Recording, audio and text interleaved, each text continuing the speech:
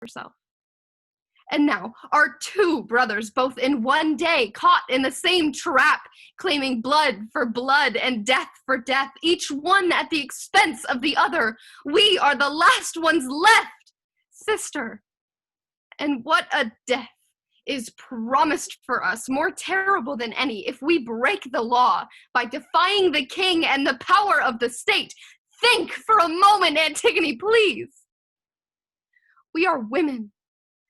That's all.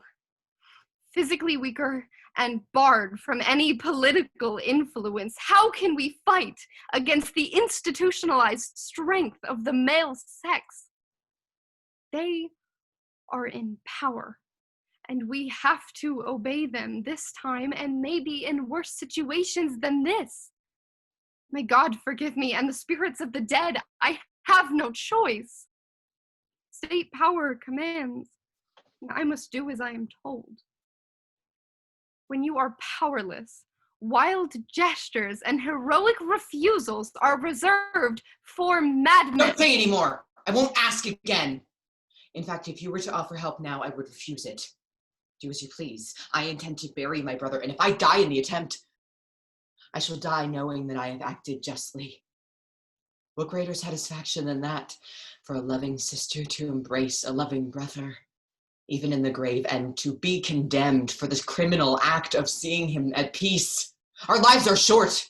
We have too little time to waste it on men and the laws they make.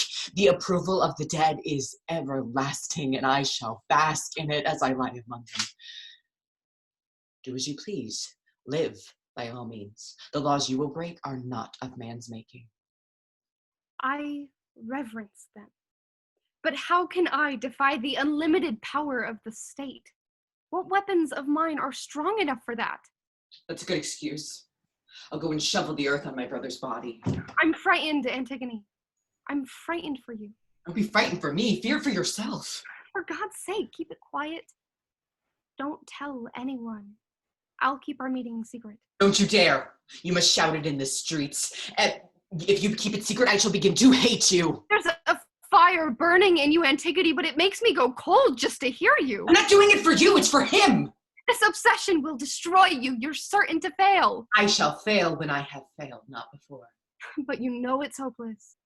Why begin when you know you can't possibly succeed? Be quiet before I begin to despise you for talking so feebly. He will despise you too, and justly. You can go. Go! If I'm mad, you can leave me here with my madness, which will doubtless destroy me soon enough. Death is the worst thing that can happen, and some deaths are more honorable than others.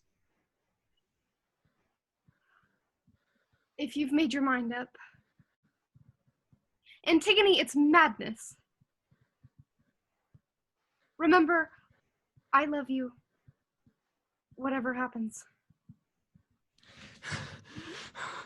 The life-giving sun has never shone more brightly at the 7 gates of Thebes than he shines this morning.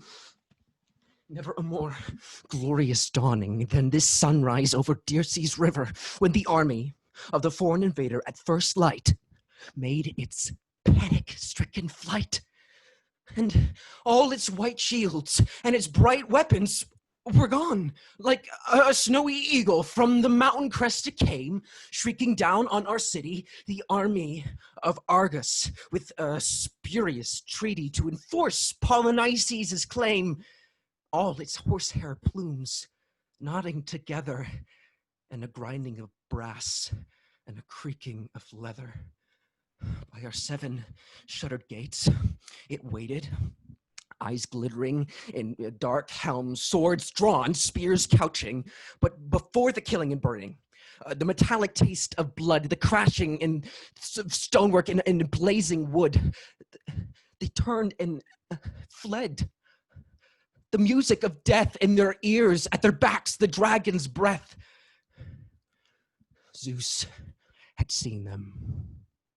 He who hates inflated pride and the empty boast of the windbag, he heard their singing as if the victory were theirs for the taking.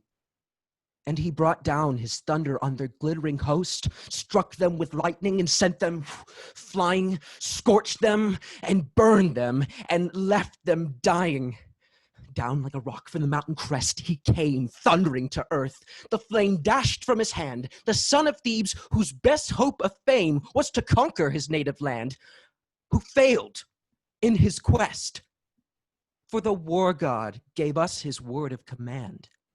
Like a battle chariot, his terrible name ran them down where they stood, and they died in the dust. Now, at each of our 7 gates, a Theban defender awaits.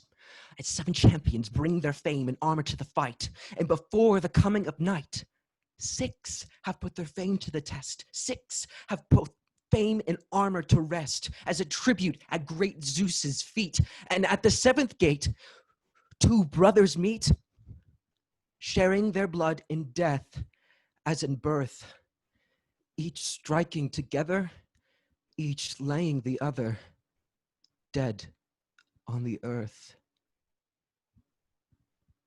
There will be victory celebrations today in the city of charioteers and singing in the streets. There will be ceremonies of thanksgiving and grateful tears for the end of fighting as the enemy retreats and the time comes for relaxation and play.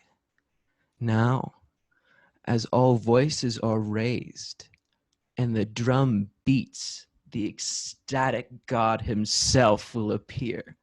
Bacchus, the drunkard, to take power for one day in the city he calls his own. Time to dance all night, to shake the foundations till the faint light of dawn flushes the windows and the lamps fade.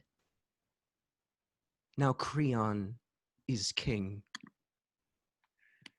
Senators, our country, like a ship at sea, has survived the hurricane. The gods who sent it have navigated us into calmer waters now. I have chosen to summon this assembly because I know I can trust you.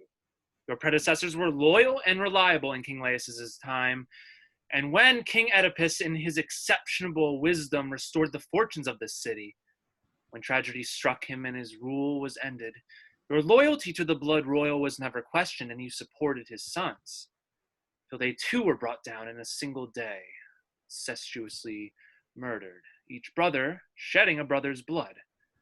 By that same blood right, as next of kin, I claim the throne, and all its power, both city and kingdom. I claim it and hold it from today as mine by right. There's no certain measure of a man's quality, the depth of his intellect and the maturity of his judgment, until he is put to the supreme test by the exercise of lawful power in the state. My own opinion is well known. The ruler who fears the consequences of his actions, or who is afraid to act openly or take the good advice of his senators, is beneath contempt. Equally contemptible is the man who puts the interests of his friends or his relations before his country. There is nothing good can be said of him.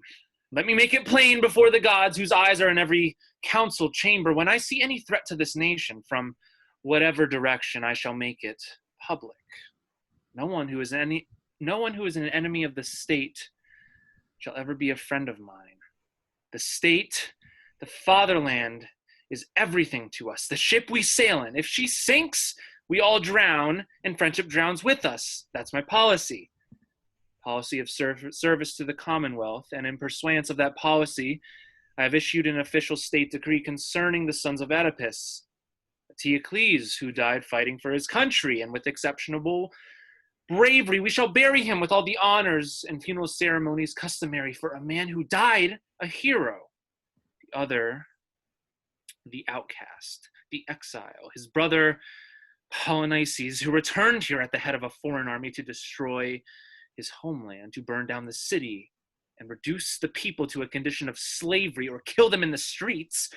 I have ordered that he is to have no grave at all. No one is to bury him or mourn for him. His body is to be left in the open, uncovered, a stinking feast for the scavengers, dogs, and crows, a sight to inspire terror. I intend to make it quite plain that never under my administration will people who commit crimes against the state reap any benefit from their actions, and at the expense of honest, decent citizens, too. But people who serve the state, alive or dead, that makes no difference. I shall honor them for their patriotism. Son of Menecius, you are king now. You have delivered your verdict and sentence upon the man who defended the city and the man who attacked it unambiguously. The full power of the law is in your hands, and it binds the dead as well as the living. We are all at your disposal.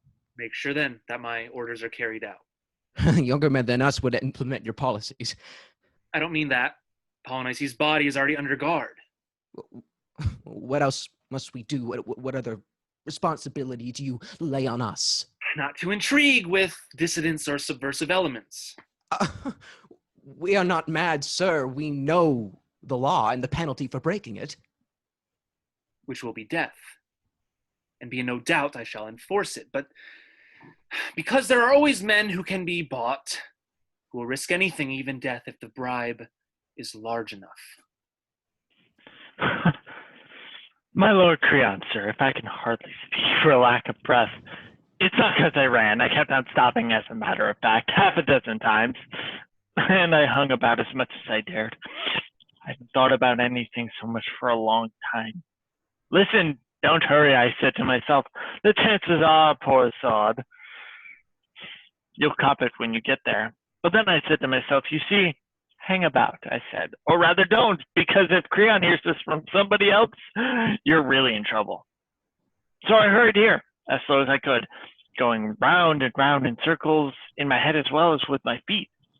It's funny how like a mile can take you when you're thinking what I was thinking. However, duty called in the end, and I reckoned it would be safer to face it out.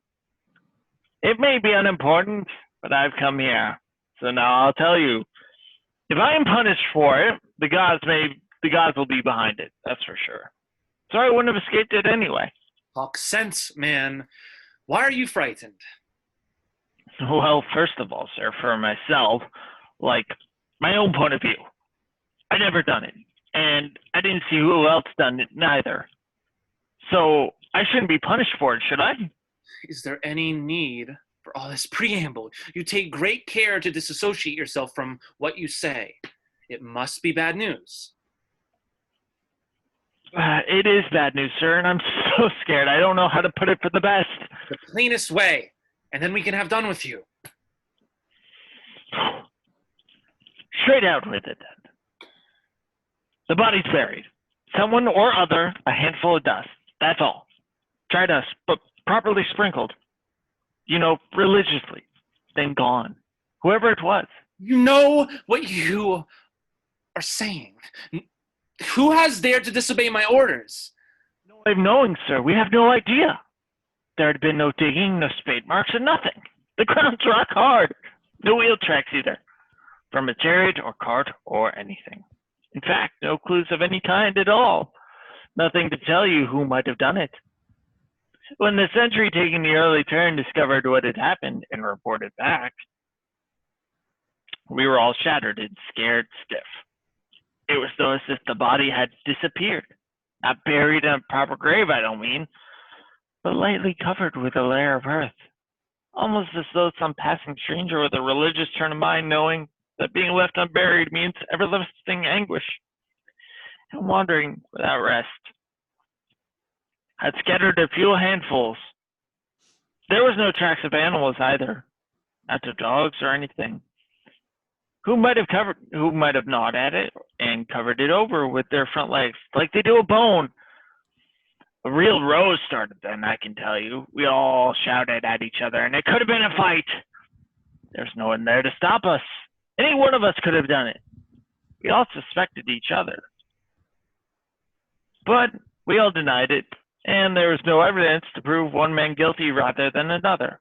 So we all dared each other to swear, to go through fire and water, to hold red-hot pokers in our hands, and call all the gods as witnesses that we hadn't done it, and didn't know anyone who had, or would even think of it, let alone do it. and none of any of it got us nowhere. Then one of the fellas had his say, and he scared us all shitless.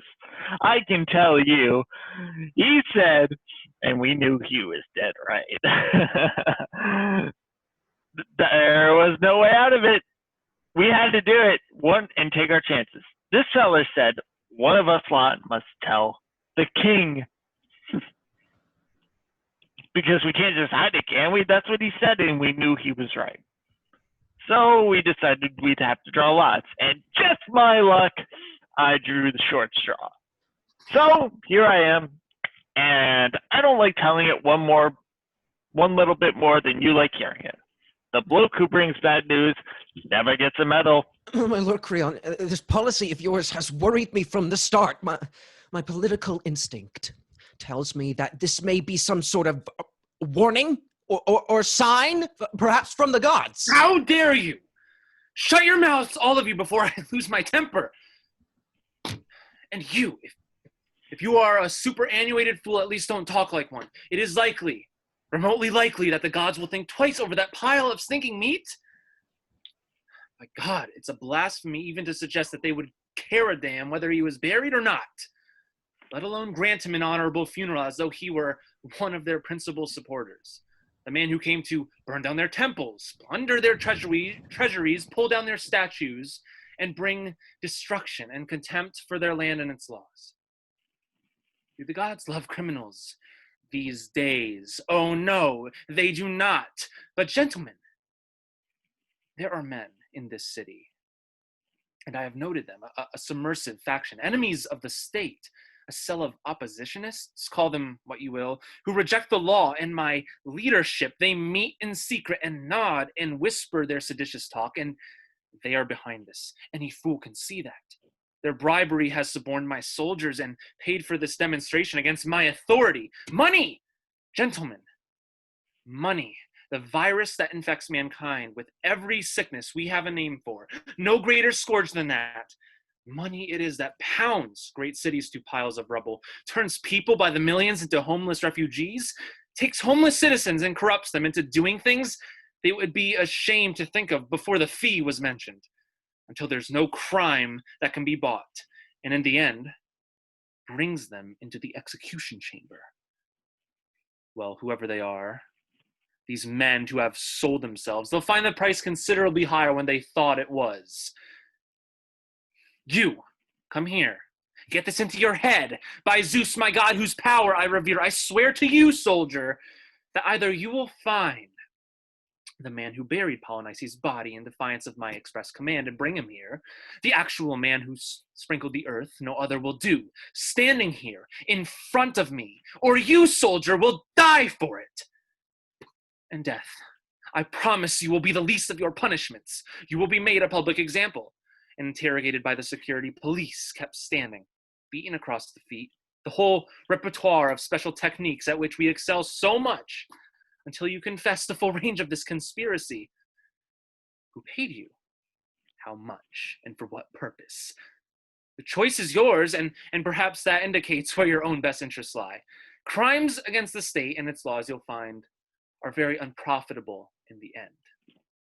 Am I allowed to speak, sir? No.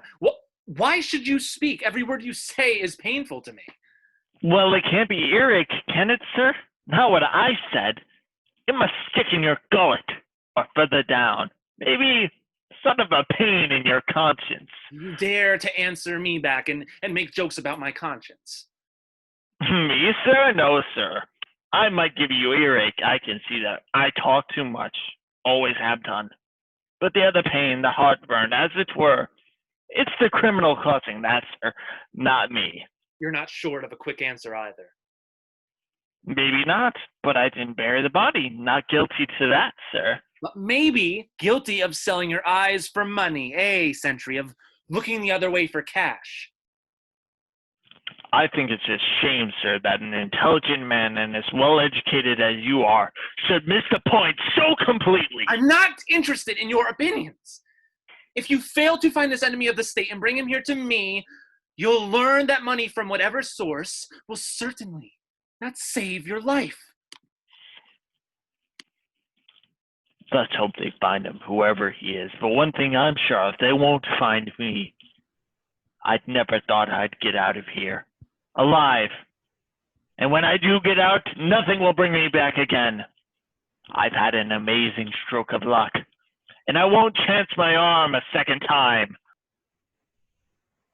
Is there anything more wonderful on Earth, on our marvelous planet, than the miracle of man? With what arrogant ease he rides the dangerous seas, from the waves' towering summit to the yawning trough beneath. The Earth Mother herself, before time began, the oldest of the ageless gods, learned to endure his driving plow, turning the earth and breaking the clods, till by the sweat of his brow, she yielded up her fruitfulness.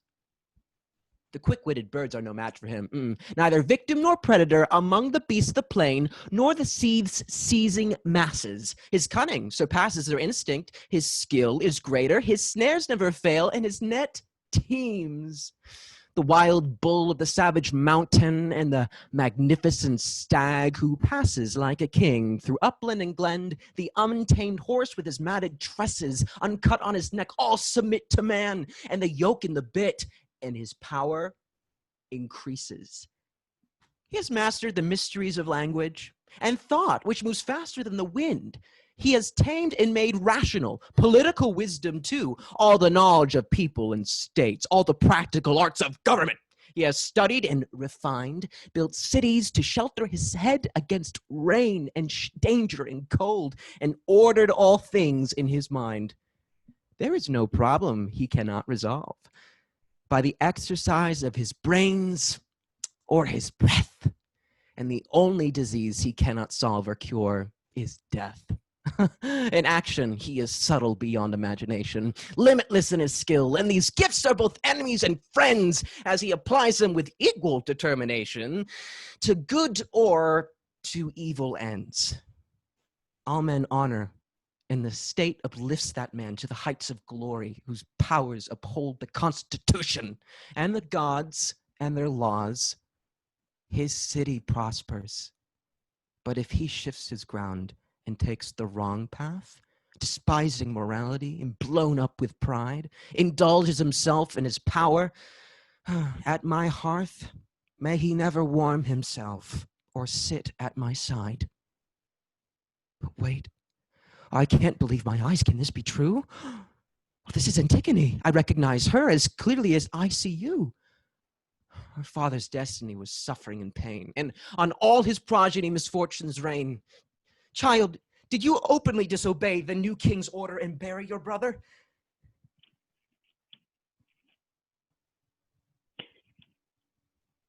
We saw it, actually burying the body. Caught him in the act, as they say, red-handed, only it's not a him, it's a her. Where's the king? Just returning now, when he's most needed. What's all the noise? By the look of things, I'm not here a moment too soon. What has happened? Lord Creon, I reckon it's always unwise to swear oaths and make promises, even to yourself. Second thoughts, 9 times out of 10, will have their say, and end up by calling you a liar. It's no time at all since I promised myself I wouldn't be seen dead here again. You were that angry with me last time. A right mouthful you gave me, more than enough, thanks very much. But you can't beat a real turn-up in the book, can you? There's nothing more enjoyable than a good win when you're expecting a tousing. So, here I am again, as the comic said, and my promise is not worth the air they were spoken with. This girl's your criminal. We caught her doing it, actually setting the grave to rights. I brought her here, and there's no panic. This time I can tell you, no reclamations or drawing lots. The job was all mine. And now, she's all yours. Take her and accuse her. Stone her to death if you like by rights. I'm free to go and well shot of all of it. Where did you arrest her? Tell me the details. She was burying him. What else is there to say? Are you out of your mind? Do you realize the implications of what you are saying? Sir, she was burying the body. I saw her. The body you ordered not to be buried. I can't speak plainer than that. Did you catch her in the act? Did you see her doing it? Well, gentlemen, it was like this. As soon as I got back, remembering all those threats or promises you made me, we brushed all the earth off the naked body, which was all wet and beginning to decay by now, and we sat up on the ridge, well to the windward of the stink. We all kept a sharp eye on each other, ready to nudge anyone who turned off, and tear him off a strip too. For hours we sat there till about midday. The sun was smack overhead, blazing down, and the heat was something terrible, I can tell you. And then it was as though a whirlwind blew up. Definitely a twister it was, but localized like, and it raised up a dust storm which swept across the plain and tore all the leaves off the trees, blotted out the whole sky, and completely blinded us. It seemed like some terrible manifestation of the gods. You had to shut your eyes to affirm it all. And suddenly it stopped. And when the air cleared, we opened our eyes and saw this girl standing there, beside the grave and sort of wailing as though she were in pain, or maybe anger. Just like a bird who comes back to the nest and finds the eggs smashed or the fledglings gone. That's what it sounded like. She was standing there looking at the naked body and screaming, cursing the monsters who had done such a thing. Us, of course. And then she crouched down and picked up a few handfuls of dry dust and scattered it on him. She carried an urn, a small ceremonial bronze thing, and she poured from it 3 times on the dead body. Honey and wine and stuff in it, I suppose. All the proper ritual for a funeral. Anyway, as soon as we saw that, we came charging down and arrested her on the spot. She wasn't frightened or anything. She stood her ground. So then we formally charged her with the crime, this and the one before. She admitted she'd done them both, and we were relieved to hear that, I can tell you, but sorry too at the same time. It's very nice to get yourself out of trouble. Not so nice when you drop someone else up to the neck in it. Someone you have no quarrel with, but still, your own life comes first, I reckon. You have to look after number 1. And you with your head down, what do you say to this accusation? Do you admit it? Are you guilty or not? Yes, I'm guilty. I don't pretend otherwise. You, soldier, get out. You're cleared of all charges against you and free to go back to your unit. Now, tell me, a simple yes or no, did you hear of my order forbidding the burial? Of course I heard it. How could I not? And yet you dared to disobey the law. Yes, I did. Because it's your law, not the law of man. Natural justice, which is of all times and places, numinous, not material, equality of Zeus, not kings, recognizes no such law. You are merely a man, mortal, like me, and the laws you enact cannot overturn ancient moralities or common human decency. They speak the language of eternity, are not written down, and never change. They are for today, yesterday, and all time. No one understands where they come from, but everyone recognizes their force, and no man's arrogance or power can make me disobey them. I would rather suffer the disapproval and punishment of men than dishonor such ancient truths. I shall die, of course, sometime, whether you make laws or not. If my death comes sooner rather than later, I shall welcome it. My life has been misery, is misery now. I shall be more than happy to leave it. There'll be no pain and no despair in that. But to leave my mother's son out there in the open, unburied, that would have been unendurable. I could not have borne it. Whereas this I shall endure. By your judgment, of course, I'm a fool. But by mine, it's the judge, not the accused, who's behaving foolishly. This is her father speaking. Stubborn like him, she won't give away, not even with the whole power of the state against her. Well, we shall see. Any man can be broken, and often the most committed and determined break soonest. Even iron,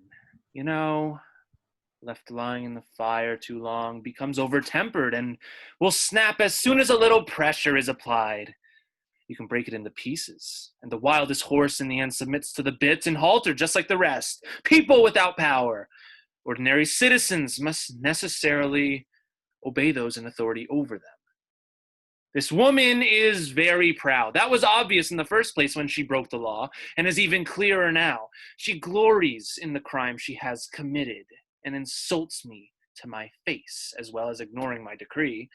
If she is allowed to flout the law in this way, all authority in the state will collapse. I will not have that. There will be no exchanging of roles here, me playing the woman while she plays the king. She is my niece, my sister's child. But I am the law, and that responsibility is above kinship. Were she even closer, the closest, my own daughter, my duty would be plain. The law has its weapons, and they will strike at her, and at her sister too, her accomplice, I've no doubt, in this illegal act, to the full extent of the punishment prescribed. The other one, Ismene. Bring her here. I saw her in the corridor talking to herself and sobbing emotionally like a madwoman. Guilty consciences, you see, can never be hidden completely. The human face reveals conspiracies before they are enacted, again and again. But there's nothing more disgusting than the confessed criminal who tries to justify his actions, as this woman has done here today. What do you want? Kill me and have done with it. Nothing more than your death, that'll be enough. And what are you waiting for? Nothing you say will be of the slightest interest to me, and my arguments you will not listen to. I've done what I've said I'd do. I've buried my brother. I aspire to no greater honor, and if I am to be famous, let it be for that. All these senators of yours, they all agree with me in their hearts. But there is no gag like terror, is there, gentlemen? And tyrants must have their way, both in word and action. That is their privilege. You are quite mistaken. None of the Thebans anywhere in the city thinks as you do. They all do. But they keep their mouths shut when you're here. Not at all. And you should be ashamed setting yourself up against the majority, disregarding the will of the people. I love my brother. I honor him dead as I honored him living. There's no shame in that. And the one he murdered, wasn't he your brother? My mother bore them both, and I loved them both. If you honor one, you insult the other. Neither of those dead men would say that. Eugley would. His brother was a traitor. Does he merit no greater respect than that? But he was not an animal. They both died together, and they were both men. Yes, and the one died defending his country while the other traitorously attacked it. The dead have their rights, and we have our duties towards them dictated by common decency. And if good and bad are to be honored equally, where are our values, patriotism, civic duty? Death is another country. Such things may not be valued there, may even be crimes. An enemy is still an enemy, dead or alive. No. I was born with enough love to share no hate for anyone. Very well. Share your love by all means. Share it with the dead. I wish them well of it. Women must learn to obey as well as men. They can have no special treatment. Law is law and will remain so while I am alive. And no woman will get the better of me. Look, senators. Ismene, weeping for her sister. Oh, her face is raw with tears, flayed with misery. Her loveliness is scarred now. This disaster darkens her fair skin with premonitions and fears and flushes her cheeks with anguish, not beauty. And you, snake, slithering silently about my house to drink my blood in secret, both of you, the same. I looked the other way, and like terrorists, you laid undercover plans to destroy me. Well, do you confess your complicity in this crime, or protest your innocence? Yes. I confess, if she will allow me to say so, I was fully involved, and if she is guilty, so am I. Oh, that is injustice. When I asked you for help, you refused me, so I didn't want you. I'd do it alone. But now that you're in danger, Antigone, I'm proud to stand beside you in the dock. The dead man knows who buried him. What use are people who are all words and no action? Please, my sister, don't despise me. Let me share the honor and die with you. You have no right to claim the honor for doing what you were afraid to do. One death will be enough. Why should you die? Because life without you won't be worth living. As Creon protects you, he is your uncle. Do I deserve such contempt? Do you enjoy making fun of me, sneering at my misery? You're right. It's a reflection of my own pain. If such bitter pleasures are all I have left. Let me help you then. It's not too late. Save your own life. Do that for yourself without any criticism from me or envy. For God's sake, Antigone, will you not allow me even to share my death with my sister? No, I won't. You chose to live when I chose to die, and that's the end of it. But I wasn't afraid to speak. I warned you that this would happen. I knew how it would be. And the majority would agree with you, but some would be of my opinion. But we're both in the wrong. And both condemned. No, you must live! I have been dead for a long time inwardly. I am well suited to pay the honor for the dead and die for it. These women are neurotic, lunatics, both of them. One of them going off her head before our eyes, the other one born unbalanced. Well, are you surprised? Anyone would crack the most tough-minded person under such treatment. You lost your senses when you allowed yourself to be influenced by her lunacy. There's no life for me here. Not without my sister. Don't speak of her. She's as good as dead. Will you kill the woman your son plans to marry? There are other women. No lack of choice for a young man. Other fields to plow. But they're devoted to each other. You can't change love as you change your clothes. No son of mine can marry a criminal. Oh, Creon, when you hear Haemon, how you hear when your father insults you. Let him in. Let him hear. What does his mistress matter to me? Lord Creon, you insult your own. They are formally betrothed. Will you tear the woman from your own son's arms? Death parts all lovers sooner or later. If that's how the land lies, the poor child's doomed. Her death warrant sealed and delivered. By you, gentlemen, if you remember, as well as by me. You heard the order, agreed it with me, if only by your silence did you not before the criminal was known? We'll have no more shilly-shallying. Take them away, lock them up, and keep them under close guard. It's time they understood that they are women in their proper place in this society. There's nothing like the immediate threat of death to soften up their rhetoric and make them look reality in the face. They call themselves lucky, the fortunate few who live their lives through never drinking from the bitter cup of pain. But when one unlucky family incurs the god's malignity from generation to generation, they must swallow the bitter potion again and then again, just as the rollers crash and the sea spray whips on an exposed beach and black clouds lower and the gale from the north screams through frozen lips, while the sea casts up from its depths a shower of pebbles and stone, and black sand from the chasms of the ocean darkens the strand. On every descendant of the ancient line of Labdacus, divine and merciless retribution falls. At the unremembered past, some unforgiving Olympian casts the weight of his vengeance on the whole race, so that agony, destruction, disgrace destroy son and daughter and darken their halls with tragedy.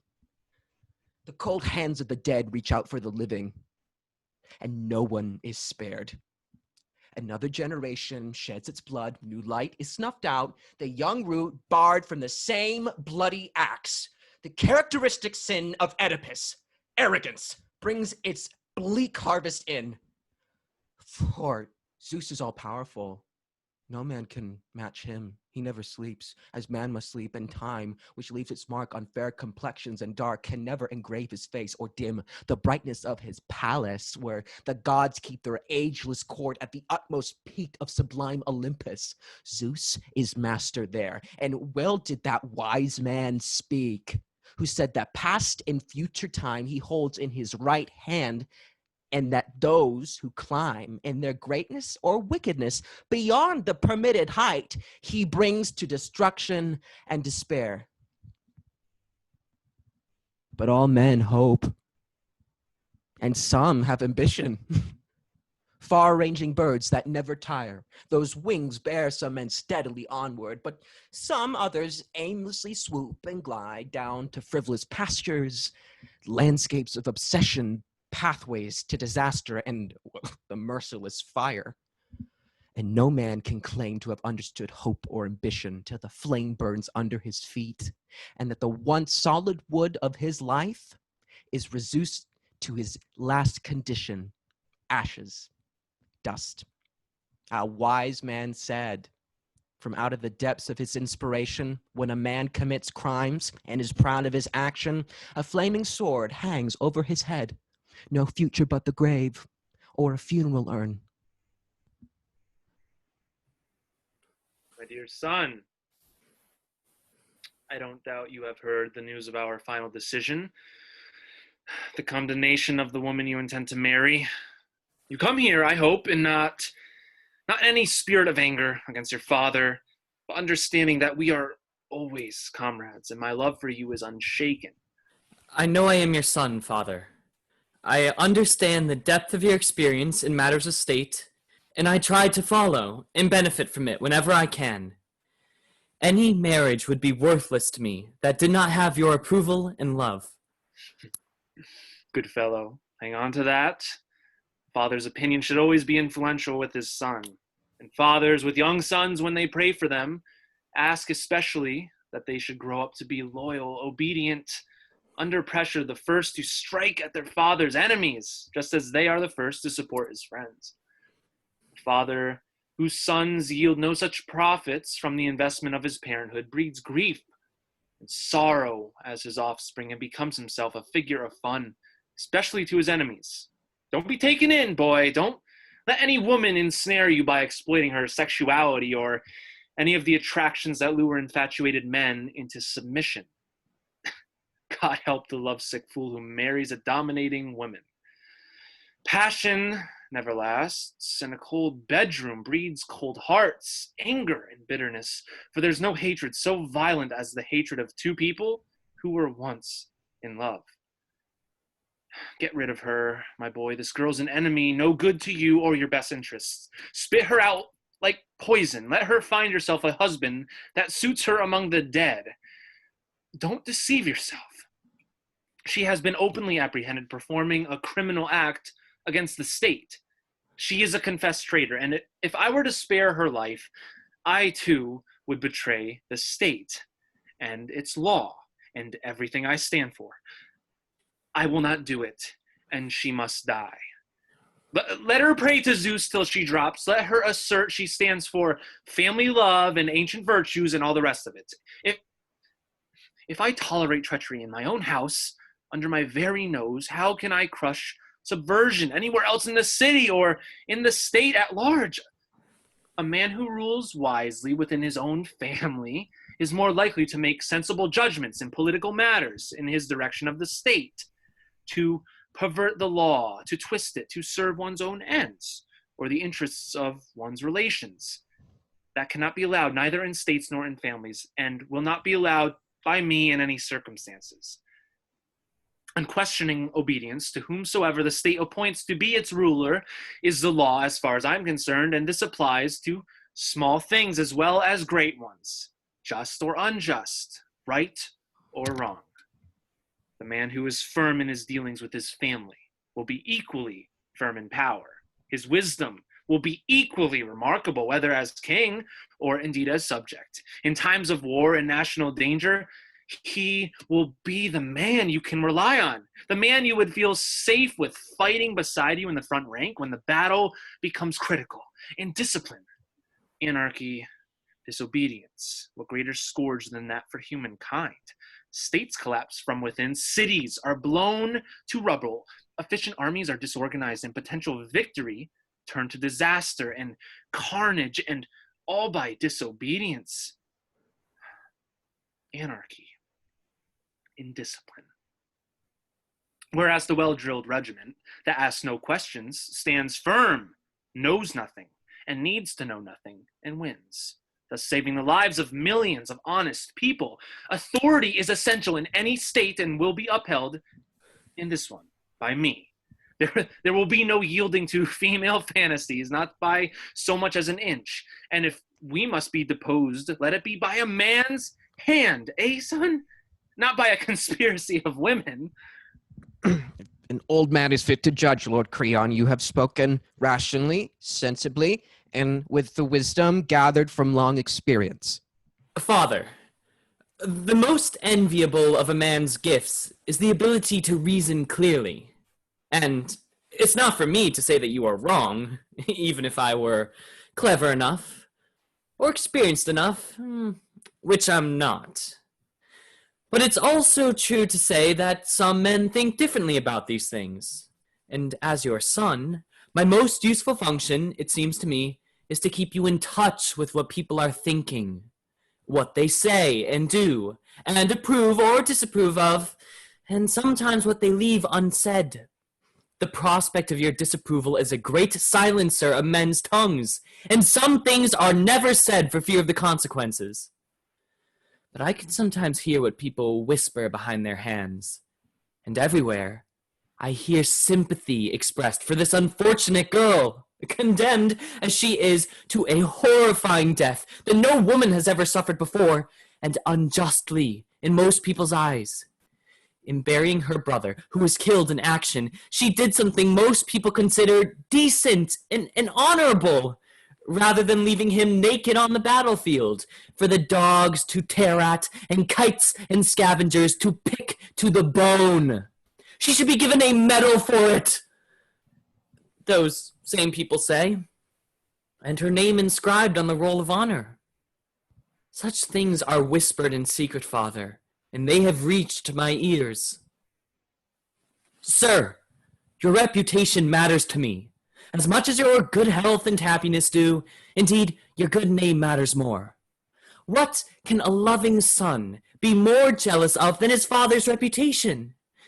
And what could please a father more than to see his son's concern that people will think well of him?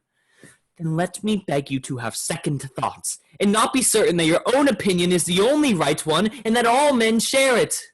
A man who thinks he has the monopoly of wisdom, that only what he says and what he thinks is of any relevance, reveals his own shallowness of mind with every word he says. The man of judgment knows that it is a sign of strength, not weakness, to value other opinions, and to learn from them, and when he is wrong, to admit it openly and change his mind.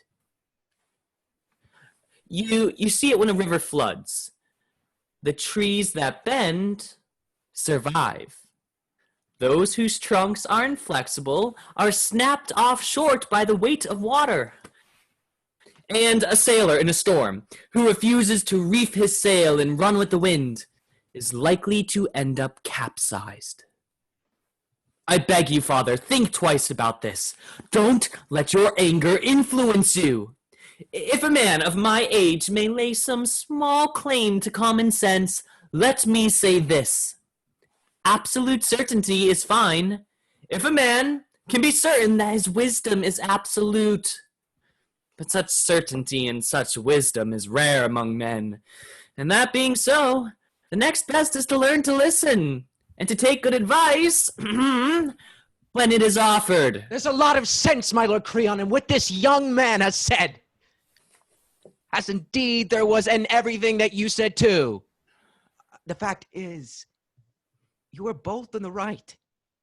And there's a good deal to be said for either. Is there? Indeed, am I expected to listen and take lessons in political tactics at my age from a mere boy? I'm a man, Father, and my arguments are just. They stand upon their merits, not my age. Oh, they stand upon their merits, do they? What merit is there? Please tell me in breaking the law.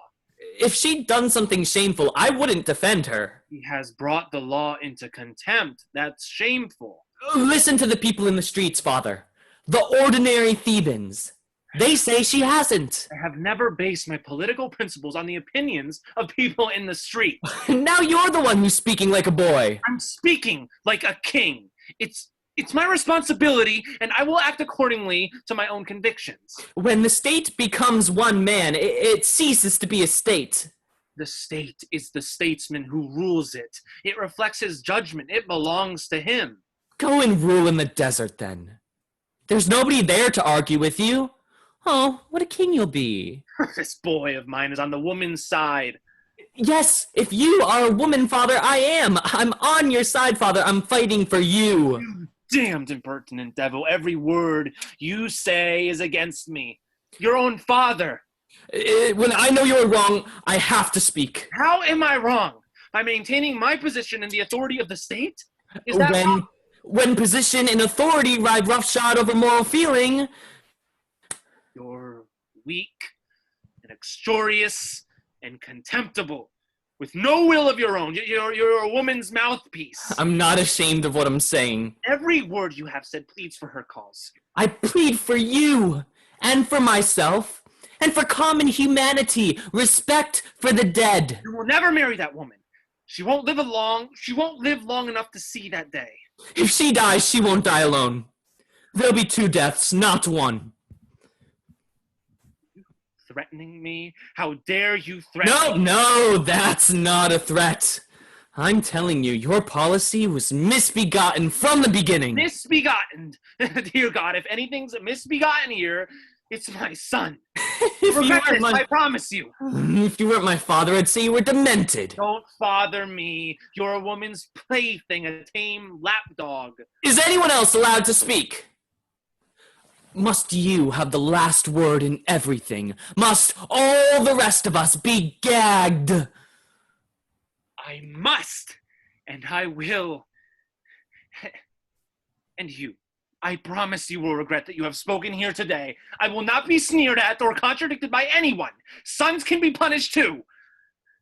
Bring her out, the bitch. Let her die here and now in the open, and bring her bridegroom beside her as a witness. You can watch the execution. That's one sight I shall never see. Nor from this moment, father, will you ever see me again. Those who wish to stay and watch this disgusting spectacle in company with a madman are welcome to it. Lord Creon, an uncontrollable fury has possessed your son and swept him off like a whirlwind. A young man's anger is a terrifying thing. Let him go. Shout his head off about moral this and decent that till he raves himself senseless. The 2 women are sentenced. It will take more than bluster to reprieve them, I promise you. Both of them, sir?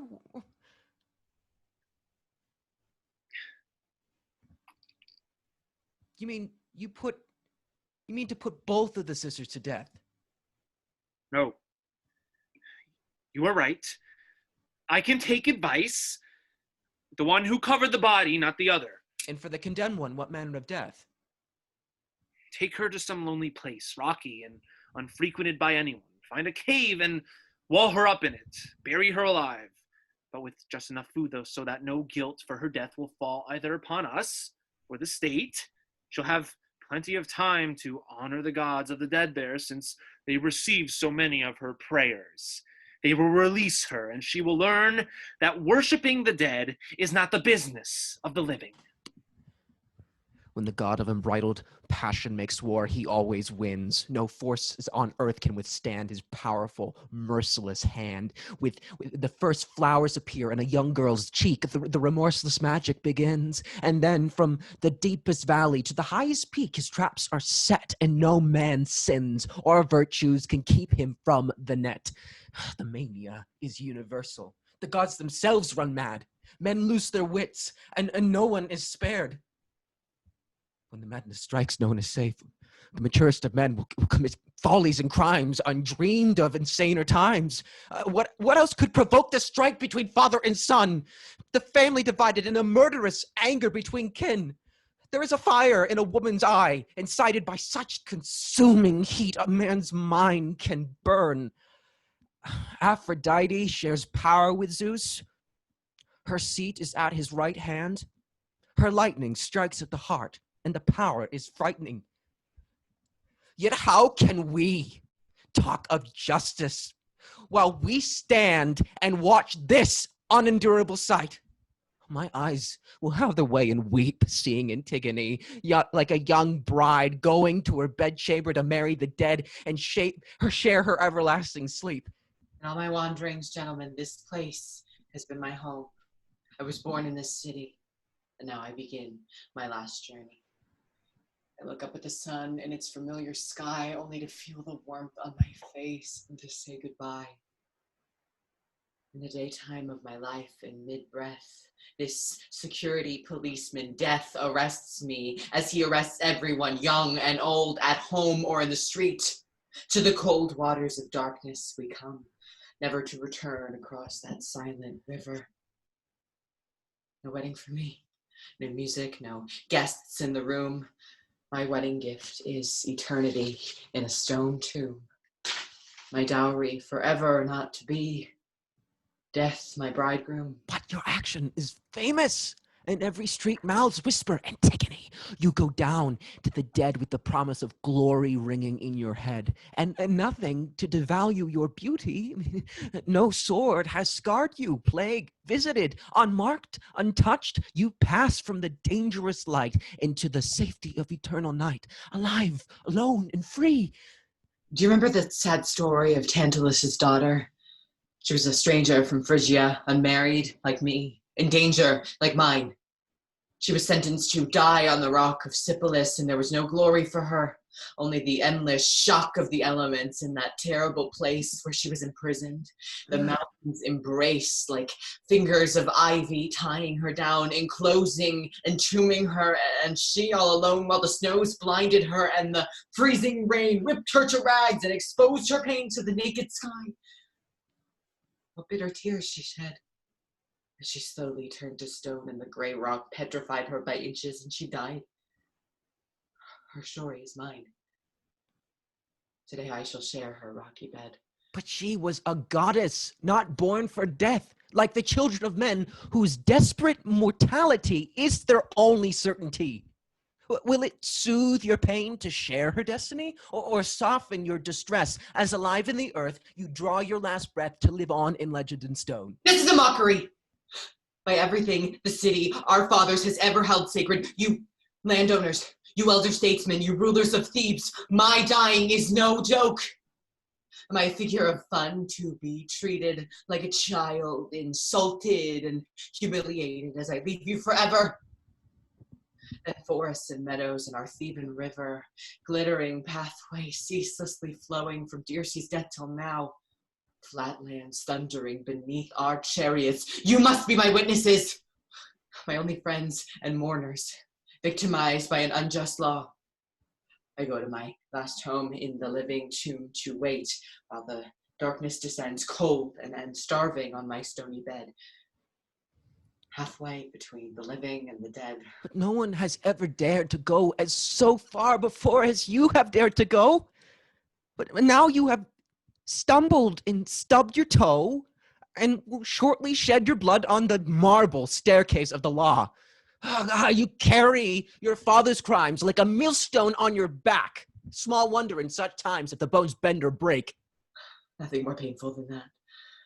The remembrance of my father's long agony and the curse on my suffering family from the beginning. So much grief from the unlucky chance of the son finding his mother's bed, and worse than anything, the benighted offspring of that unspeakable marriage. And I, with the others, share that terrible destiny. Conceived in incest. No repentance can soften the punishment. The years pass, the agonies increase, and there is no pity for our tears. No marriage for me. For certain, I shall close that book forever as I meet my father and mother in the shades. The weddings will cease.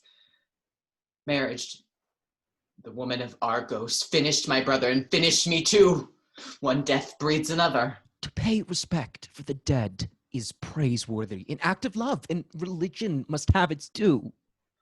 But no civilized state can eschew authority. Laws must be obeyed, whether we approve or disapprove.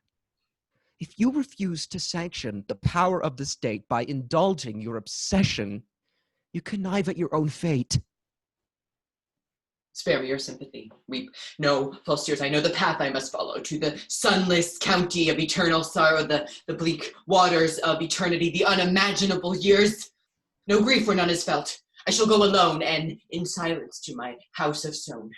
Death could be prevented by singing arias about it or other self-indulgent displays of grief. This performance would go on forever, I've no doubt. But I've had enough of it. Take her away. Lock her up in her stone vault with half a mountain for a roof, then brick up the door. Let her die there if she chooses or if she prefers. Let her stay alive in her grave. Why not? Because the grave's the only fit place for her. Solitary confinement among the dead. Whatever she does, there will be no guilt on me or on the state. Her death's her own, but there's no place for her among the living. My grave, then. My honeymoon bed, my prison, my crypt under the mountain. My home for the rest of time. I shall meet so many of my relations there. We shall all be guests of the sad-faced Queen Persephone in that bleak hotel that is never short of a room. I am the last, the unhappiest, I think, and the youngest, booking in too soon. But my father will be there to meet me, and my mother will hug me and hold me close, as she always did. And my brother, he will be glad to see me more than all the rest. At each fresh grave, my hand sprinkled the earth. At each I poured the purifying water and made offerings. And for my beloved Polynices, whose broken body I set to rest, I am rewarded with a shameful death. There are some, I know, more thoughtful people who respect my action. They must justify me. Not for a husband, you understand, not even for a son would I have done this. If the law had forbidden it, I would have bowed my head and let them rot. Do you understand? I could have married again another husband and had more children by him if the first had died. Do you see? Do you understand? But my mother and father are dead. There'll be no more children, never again. My love had to speak at Polynices' grave or nowhere. And for that terrible crime, my dearest brother Creon sentences me to death, drags me here, and will shut me away in a cavern under the mountain, a living death in silence and darkness and solitude. I shall die unmarried. All those pleasures denied me, and motherhood denied too. No children to love me, to love, and no friends. What moral law have I broken? What eternal truth have I denied? Yet now not even a God can help me, and there's no man who will. I am sure of that. No help, no hope. How can there be when common human decency has become a crime? If the gods in heaven have changed their minds and this is the way they order things now, I shall soon know it.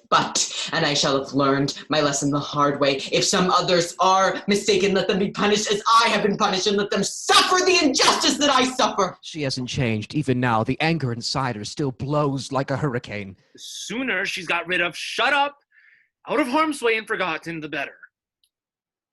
Tell those guards to get a move on or they will regret it. That word is my death. And now it is spoken. Don't comfort yourself with hope. There's none. This is the land of my fathers. Thebes, built by a god. You see, senators, my time has run out. There is no more left. I am the last of the royal blood, a daughter of kings, and I shall die his victim unjustly for upholding justice and the humanity of... Others have suffered, my child, like you. Upon Danae, too, the same dreadful sentence was passed. From the light of day in a tower of brass, she was shut away. In that one single room, both prison and tomb, became her wedding chamber at last. Like you, she was a child of kings. Yet in her womb, the semen of Zeus, descending in a golden shower, made a mockery of the brazen tower. Fate has its own momentum. When things must be, they will be. What use is power in the state, or wealth, massive armies, an unsinkable fleet?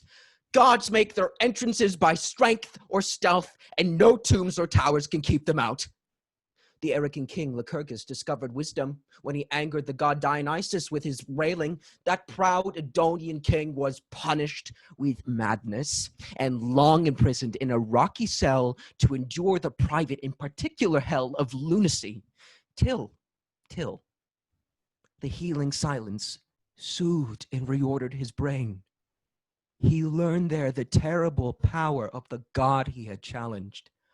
Ecstasy is beyond a man's understanding, a mystery deeper than reason, which overcomes pain and seeks truth and intoxication and terror. Only a fool would attempt to stop the mayonnaise in full flight or silence their ecstatic singing. The sleep of reason is not darkness, but another kind of light. And where the gloomy rocks divide the seas in Thrace by the Bosporus, the savage god Ares laughed to see his sons of Phineus blinded with a spindle. Nothing could placate their vengeful stepmother's hate. Her bloody needle darkened their eyes forever, blinding the children as the gods had blinded the father. From their mother's wedding day, their destiny was settled. Their wasted lives they wept away in sightless misery. Yet she was descended from the gods. In the echoing caves of the north wind she hallowed as a child, and on the open mountainside ran wild with the horses. Man's fate is determined, will not be denied. The child Antigone pays for the parent's pride. Teiresias, what news brings an old man so far? Important news that cannot wait, and advice which, if you are wise, you will listen to. I've always listened and acted upon it more than once. And like a sensible captain who values his pilot, you've avoided the rocks. I admit it. We all do. We're in your debt. Then for God's sake, listen to me now. You are like a man balanced on a razor, likely to fall or cut himself to pieces. Are you serious? Any man would shudder hearing such things from your lips that have foretold so many horrors. Tell me what you mean. Oh yes, I intend to.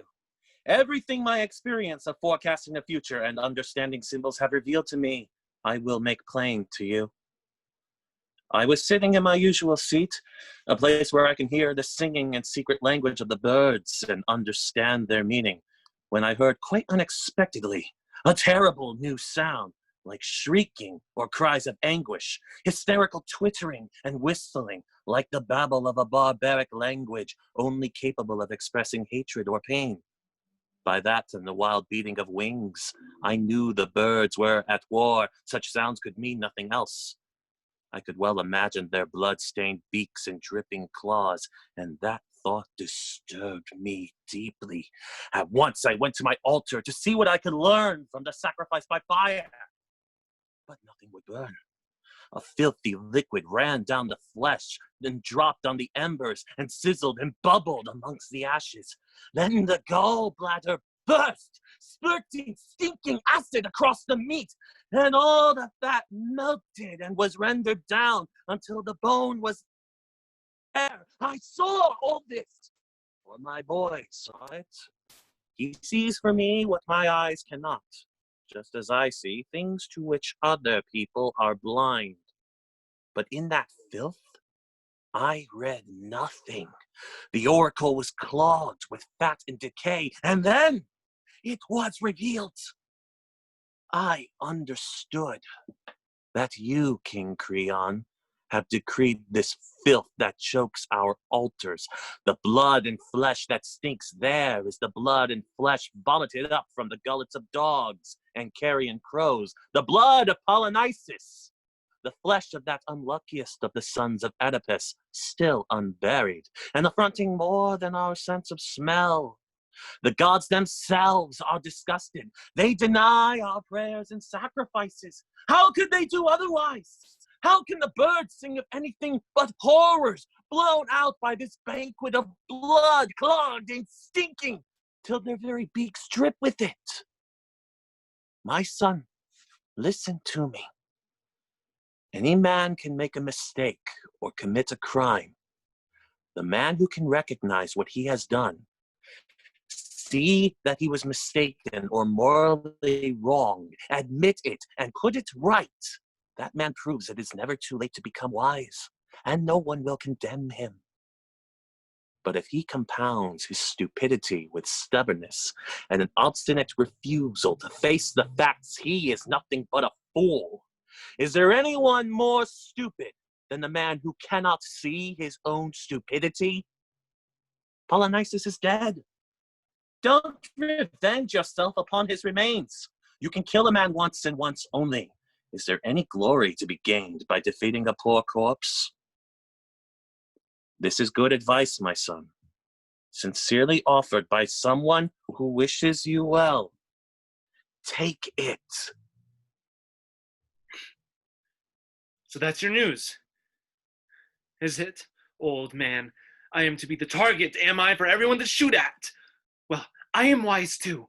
Wise to the ways of fortune tellers and the buying and selling you all go in for.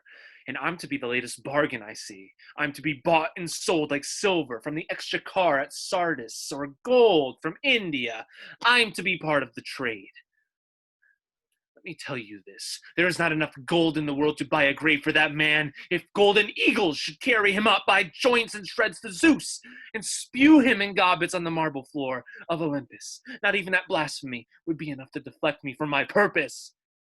Because I know that no single human act, whatever much it may degrade the earth and the men who perpetrate or suffer it, can stain the purity of the ever-living gods.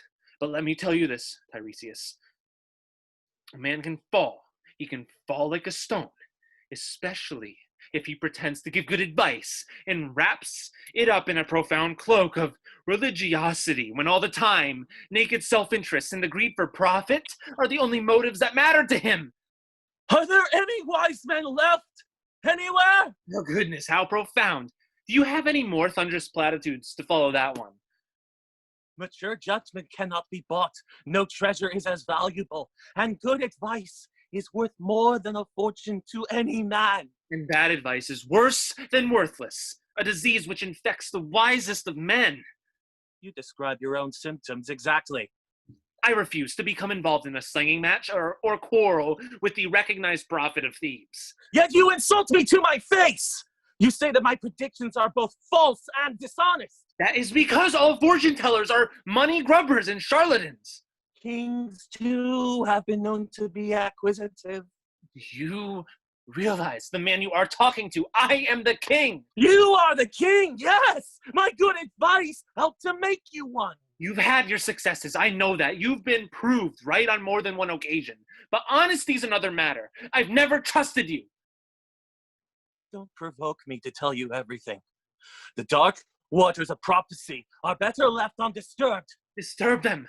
I don't care. Say anything at all. But say it honestly, not for cash.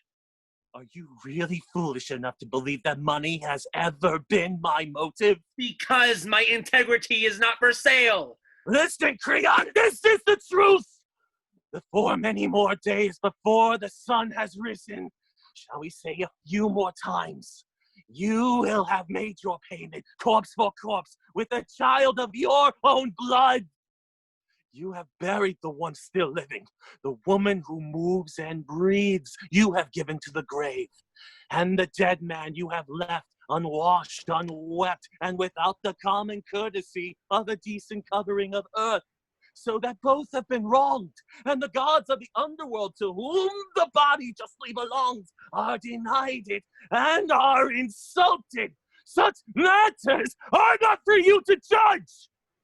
You usurp ancient rights which even the gods themselves don't dare to question, powers which are not in the prerogative of kings. Even now, implacable avengers are on their way. The Furies who rise up from hell and swoop down from heaven fix their hooks into those who commit crimes and will never let go.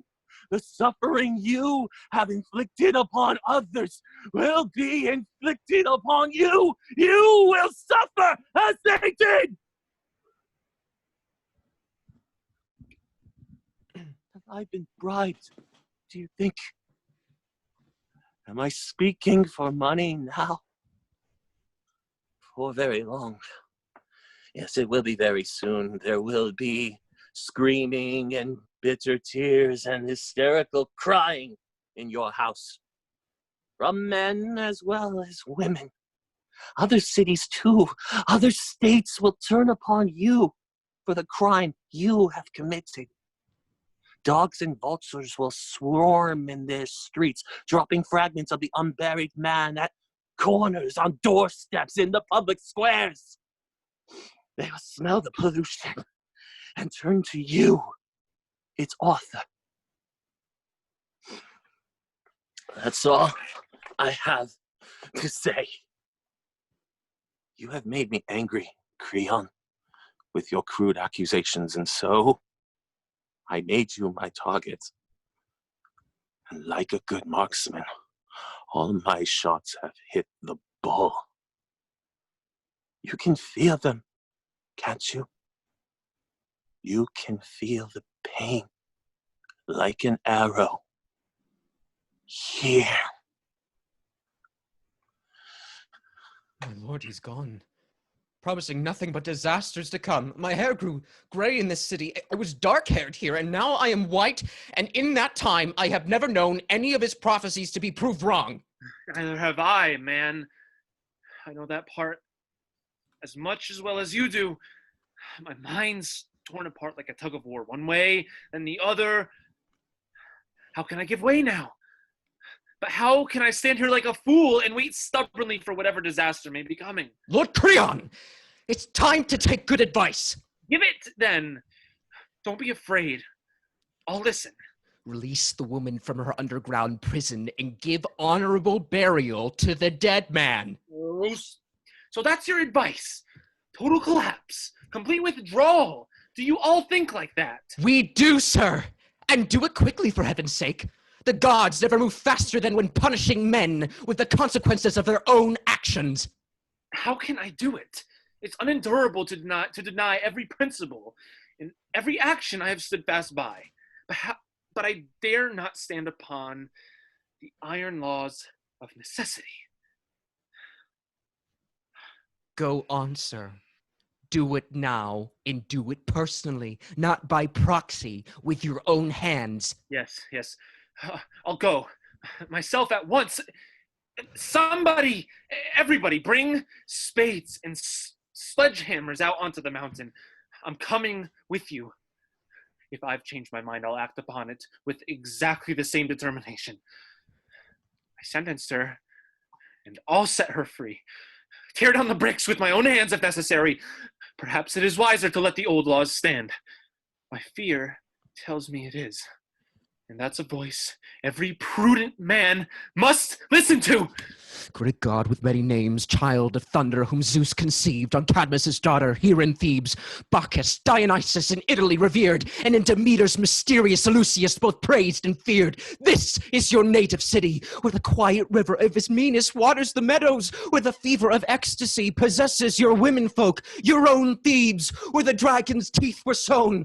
The whole world worships you, wine god, intoxicator, on the two-pronged mountain where the torches glitter and the nymphs of Parnassus dance, by the pool where Castilla's suicide made the fountain magical and the cool waters of prophecy resired, from the impenetrable slopes of Nysa where the ivy runs wild and the vines hang thick in your face. Come home, Theban child, let the world sing its hymns in vain. In the Theban streets, hail, we shout, Bacchus, hail! In the city waits. Your mother Smele died here, incinerated by the fire of the universe. Zeus in its splendor. Now, in your city, another disaster threatens. Fear locks up our tongues, and like a plague sore on the face, the state's disease is made public. We have done wrong. Now the first necessity is for healing. From Parnassus' rocky screes or over the sighing waters of the endless seas, come to us, healer, and heal. We have suffered too long. All the stars of the galaxy, whose hearts are fire, throb to your music, and the remote voices of measurable night speak from the depths of their mystery. Come with your crazed followers, your lunatic women, the wild Maenads, authentic son of Zeus. Bring delight and dancing till we drop. Bring rest, bring peace, bring healing and rebirth. Let our anguish cease. Ecstatic God, whose names are one. Senator, listen. No man's life ever moves smoothly according to plan. Who can make judgments, say this is praiseworthy in human existence, and that this is to be despised when chance rules over everything? One moment a man rides high on his fortune, and the next he crashes into the depths. Luck, like a tide, is certain to ebb after flow, and no man can tell what will happen tomorrow. Everyone surely envied Creon. He had saved his country from its enemies, taken power as king, and his position in the state was unchallenged. What's more is he ruled well with a firm hand, and his son was at his side to help and succeed him. All that is over now. What life can there be when all things that make life pleasant are destroyed? A kind of death, moving and breathing but not living? That's how it is for him. Of course he's still rich beyond accounting. He's king still with all the pomp and circumstance that rank implies. But what is it worth when all the joy of life is gone? A shadow? A mockery? A vulgar pageant? Who can take pleasure in wealth or power when all happiness is dead in his heart? What tragedy for this family. Tell us your news. They're both dead, and the living must take the blame. Who killed them? Who's dead? What happened? To tell us. The king's son Haemon. Royal blood shed by a royal hand. His father, you mean, or his own? His own held the sword, but his father's actions drove it home. The prophet warned us, and it all came true. That's how things are. It's in your hands now. The doors are opening. Look. Here's Eurydice. Poor woman. Creon's wife. Does she know, do you think? Or has she come here by chance? Or because she has heard rumors about her son?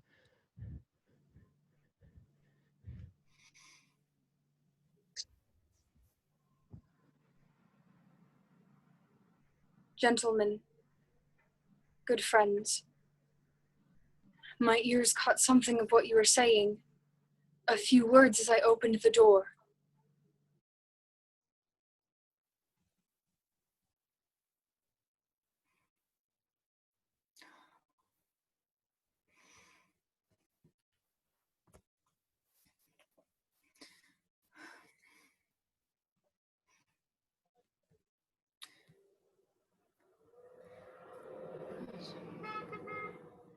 Dear Queen, whom we all respect, I was there and I saw it all, and I'll tell you exactly what happened.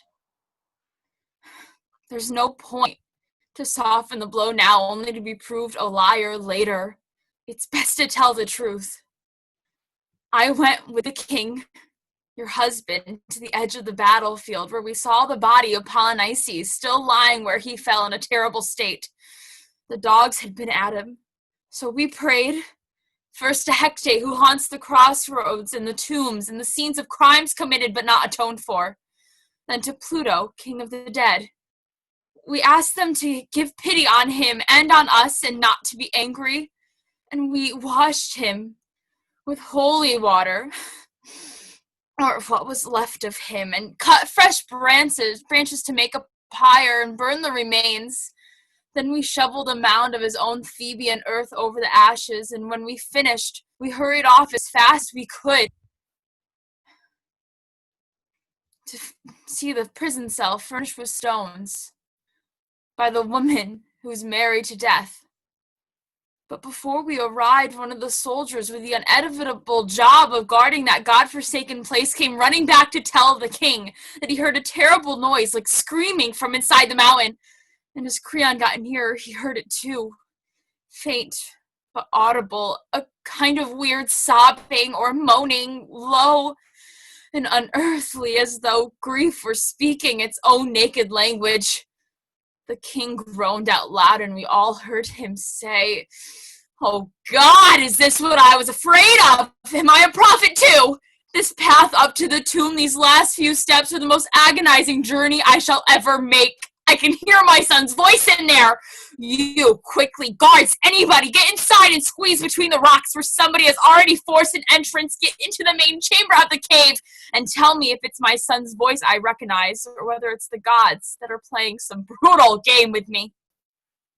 So, we went in as the half-crazed king had told us to.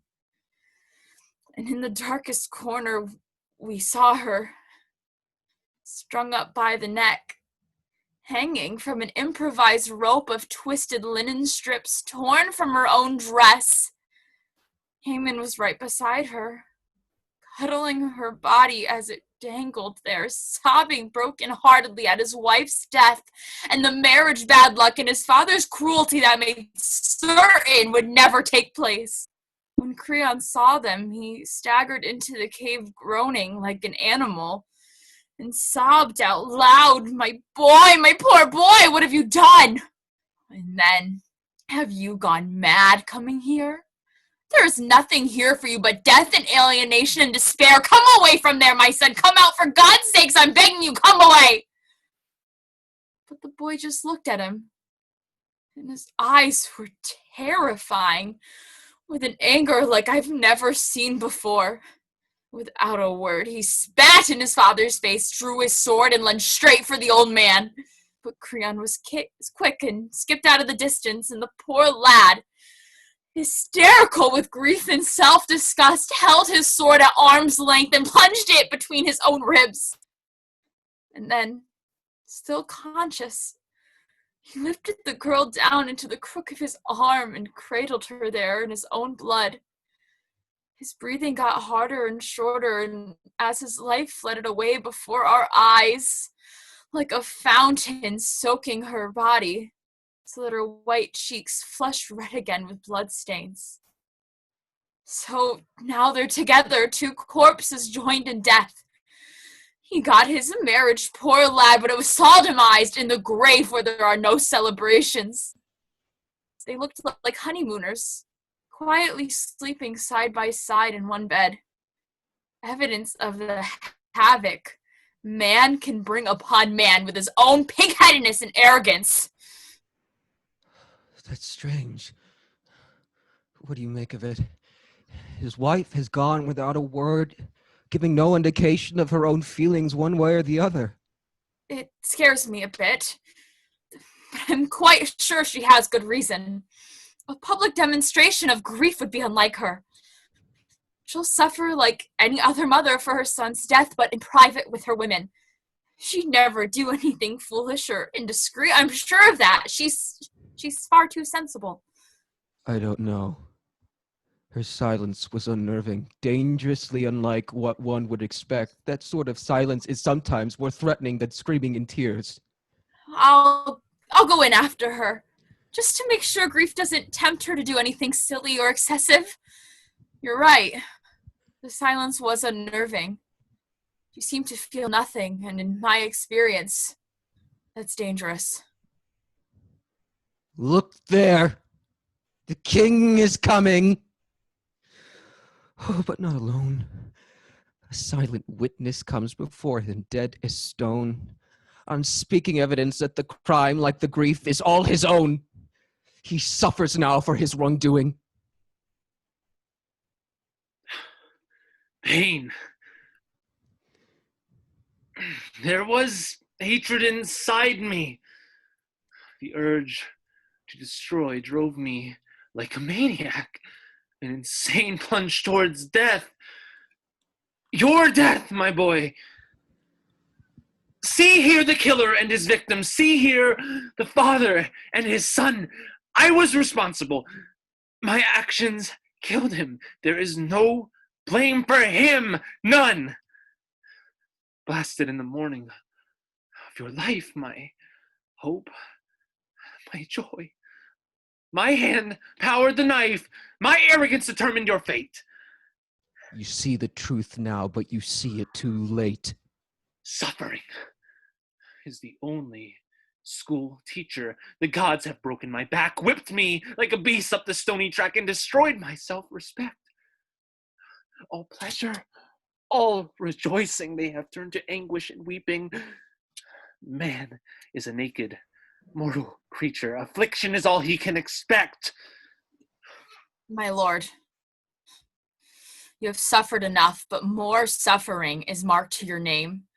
One agony lies here in the open, another is waiting, the same anguish redoubled behind the door. There can be nothing worse. My heart is broken. Your wife is dead, the mother of this slaughtered son. Her wound is fresh, but the breath of life is gone.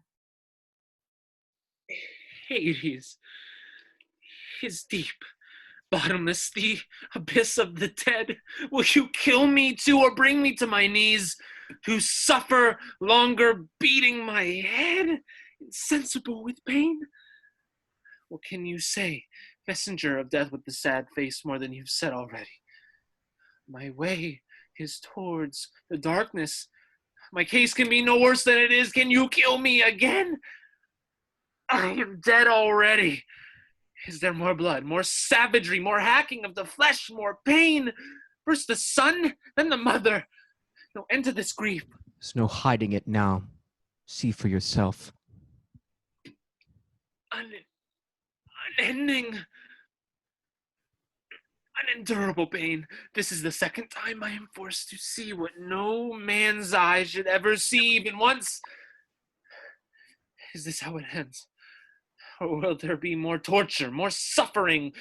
A few moments ago, my trembling arms embraced a dead son. Now death has snatched the mother from thy hands. It was there by the household shrine she collapsed, still holding the razor-sharp knife.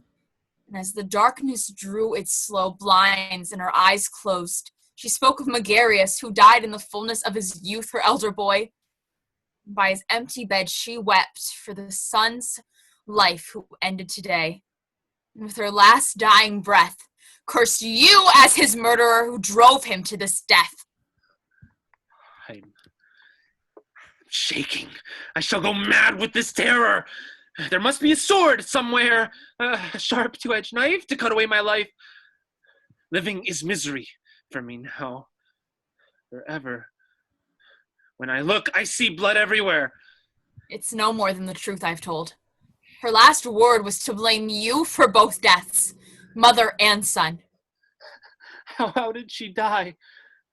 Did she do it alone? She heard them weeping for Haemon, cried out loud, and skewered herself under the heart with a sword. She spoke the truth. All the guilt is mine. I am the murderer. Make that plain.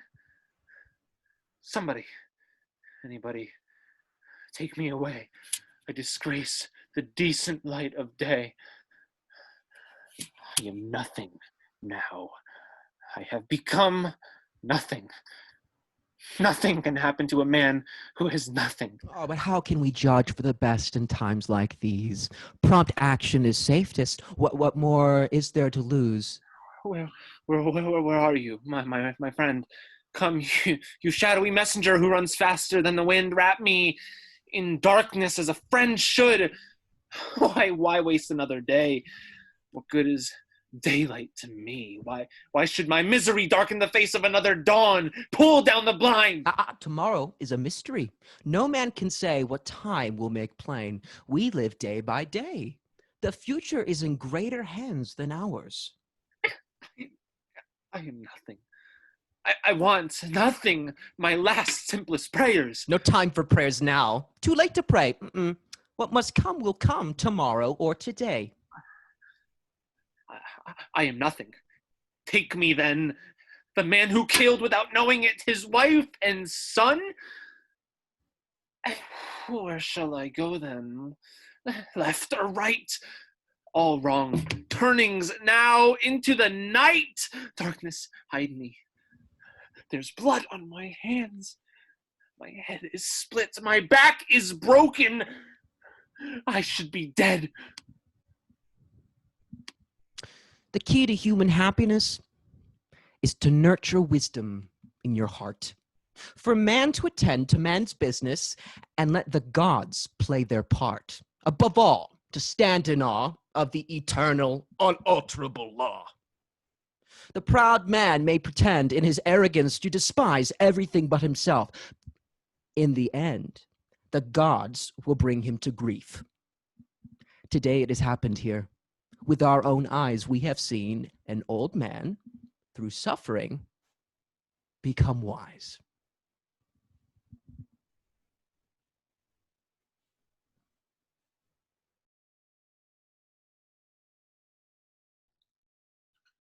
Okay, let's have everyone turn their cameras and mics back on. And Caleb, I think I need you to enable my camera again. oh yeah, of course. Let's see.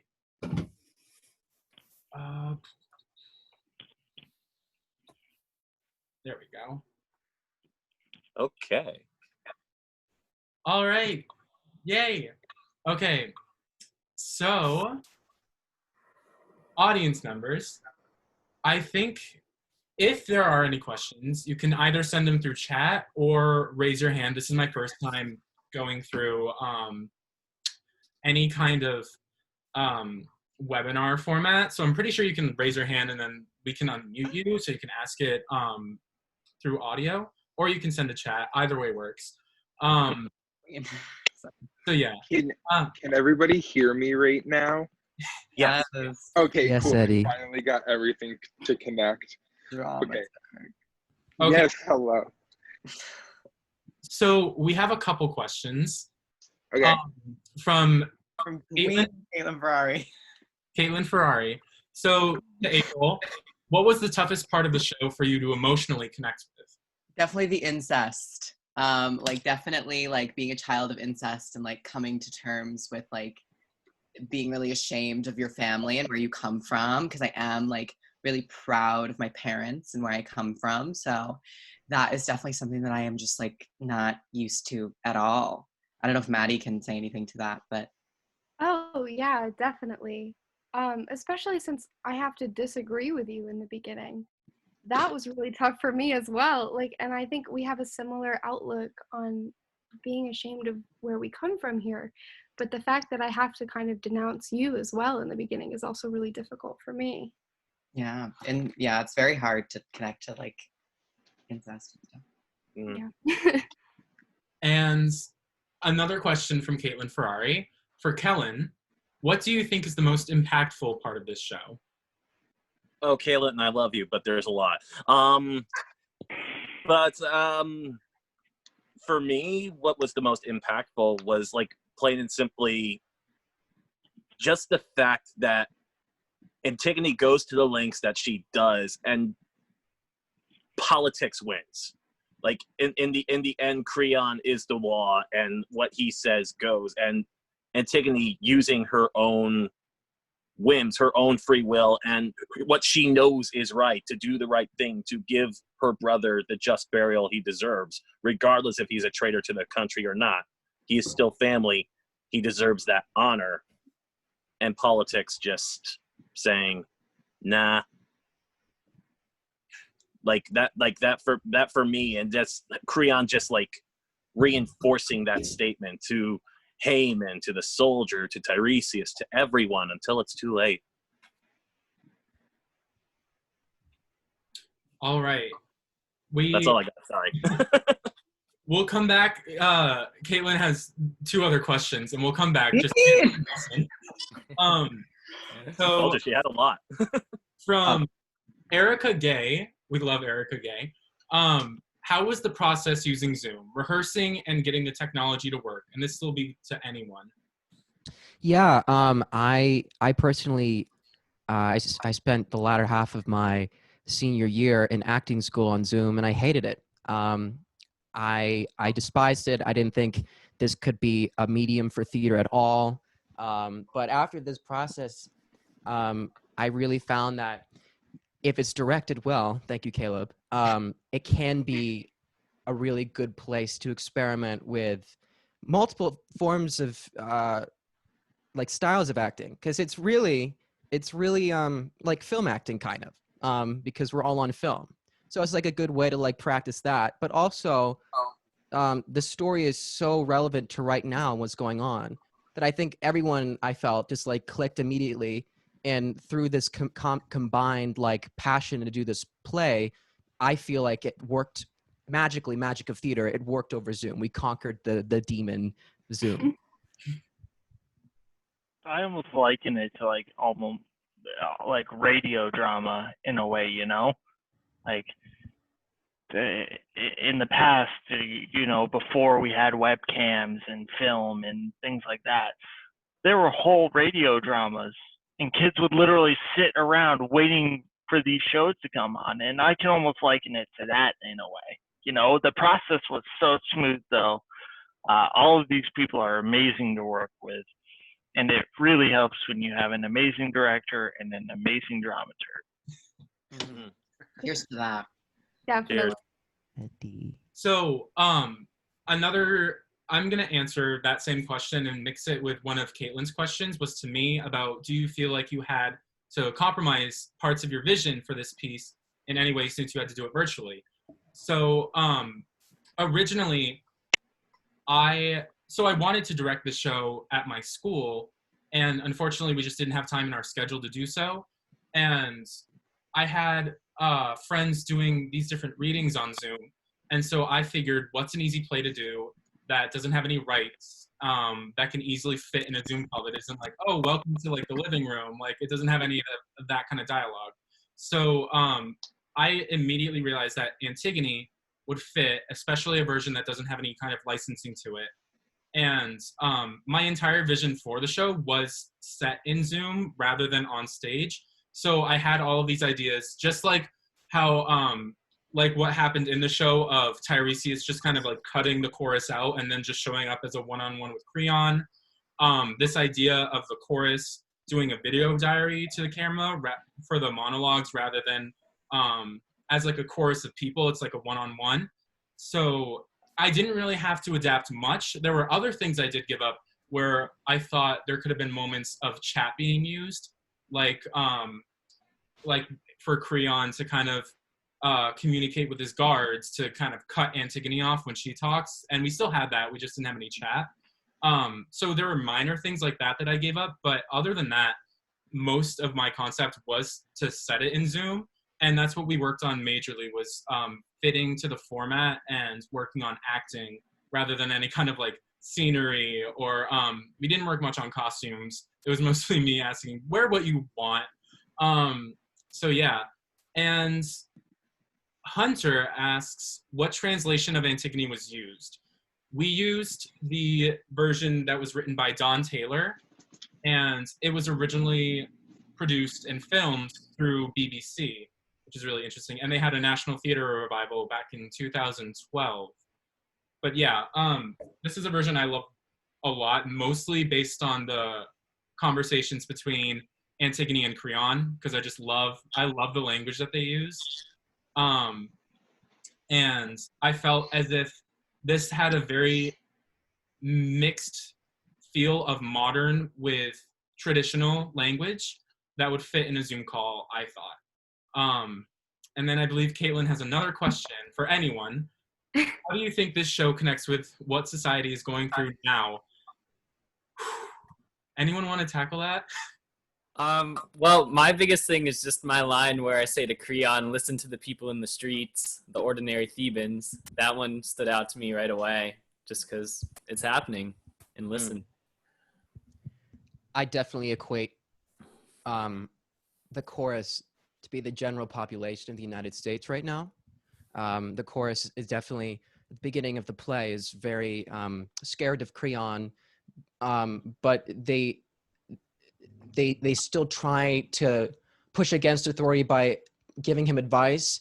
But then once Antigone starts getting to the chorus and the chorus starts empathizing and sympathizing with her, it's very much in line with like the BLM, Black Lives Matter movement, the indigenous peoples movement that's going on right now. A lot of free-thinking people saying like, enough is enough, police brutality, we got to get rid of that. And as an actor, that really resonated with me, specifically the one part where the chorus says, yet how can we stand guard and watch this happen and do nothing? I feel like that's such an important thing that this play has with inside of it. And I'd love for this to be sent out so that people can be like, oh yes, the Greeks had, this is like we're going Alice in Wonderland thing. It's like this problem keeps coming back, society keeps going back in this like giant loop. And this play is evidence of that because it was written so long ago. Like a constant time loop, yeah. Yeah. My favorite line in this version is when common human decency has become a crime, because that is just, oh God, sticks with you, you know, like when being a good person and just like living your life to the fullest is like a crime. It's just, you know, that line really sticks with me. I remember I was talking to Jill one night, and I was talking to her about how the idea of feminism in this story compared with other kind of plays that are very feminist compared to this one being more about politics in general. And I talked about how the idea of a seed is planted by Antigone and spreads throughout society through time. Even if it's within 24 hours, it's spread instead of a very up-in-your-face message about feminism, about listening to women. And so my correlation with that in modern society was that a lot of the characters in this play are realizing up until the end how bad of a leader Creon is in his position, because he is a man who didn't want to take up this kingdom. He didn't want to take that kind of position. And so I related it to what a lot of people are going through now with our current president, Donald Trump, of people having been supportive of him in the beginning, and then throughout his actions, it's kind of unraveled into, I don't know if this person is a fit leader. And so that was my advice to Jill, as like, this is how you should kind of feel about Creon. So yeah, I think it's very modern in that sense of this leader that may not be fit to lead from the beginning, but people kind of develop more of a mindset of what they think a leader should be throughout their actions, and then are better fit to judge later on from that. And the scary thing is, Creon admits that he was wrong at the end of the play, and our president hasn't, ever. So. Yep. Scary moment. We can dream. We will do, we'll answer 2 more questions. I think we only have 2 more questions. Oh, we have 3 more. We'll do the 3 questions. We'll do 3 questions and that's it. Okay. First one is another one from Erica. She asks, how did you stay present while on Zoom compared with being on stage? That's a good one. Yeah, I know for me, like, it came from just like listening and just like paying attention. Like, I have the blindfold on, so I can't see everyone's face, so I got to use my other senses more so than anything else. It's the biggest difference compared to stage versus Zoom is just you're not on stage, you're on film basically. And really it's live theater in film, in the sense that you're listening to who you're talking to, you're paying attention, you have that awareness of, this is where I am, where am I before this, where am I going after this, what story are we telling, whose moment. And it's similarly different in that regard, but more similar than different, I feel.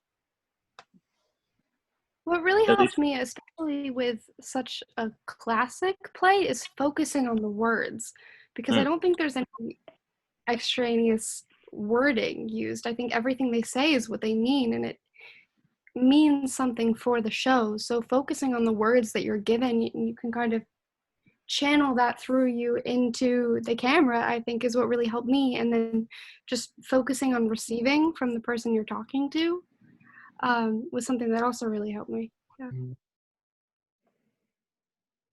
I can also agree with that. Like, the flow of the text allowed us to sort of, you know, stay on the ride, like stay there the whole time, you know.